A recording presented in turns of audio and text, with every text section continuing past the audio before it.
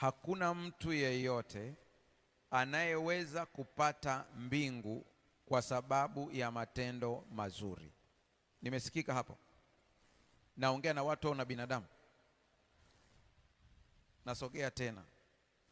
Ninaongea na watu wa Magomeni, lakini na watu wengine ambao wananifuatilia. Profesa alikuwa hapa ni kwenye makambi au ilikuwa ni nini? Ni kwenye makambi. Kwa hiyo ninaamini kabisa nyie mnaelewa hiki ninachokisema, na kama hamuelewi tutarudia tena na tena, na kama hamtaelewa mumuite profesa tena. Hakuna mtu atakayeingia mbinguni kwa matendo yake mazuri. Yaani hiyo kariri.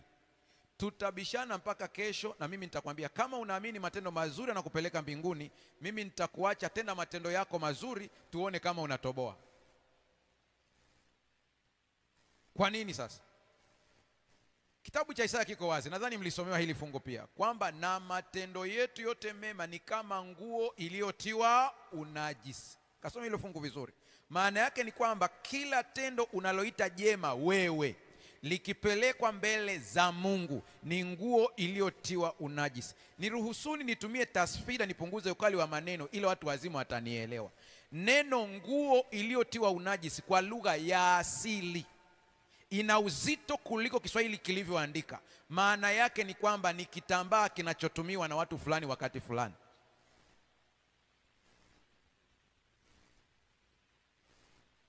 Kwa ukiwa na tendo lako jema lolote unasema hili ni jema mbele za Mungu, Mungu akiliona ameona hiyo. Kwa nini?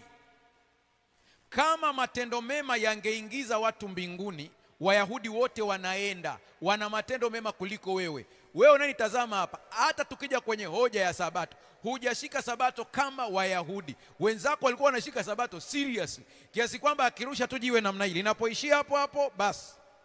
Umbali wa mtupo wa jiwe ilikuwa ndio sehemu ya kupumzikia hapo. Hujafikia hiyo level.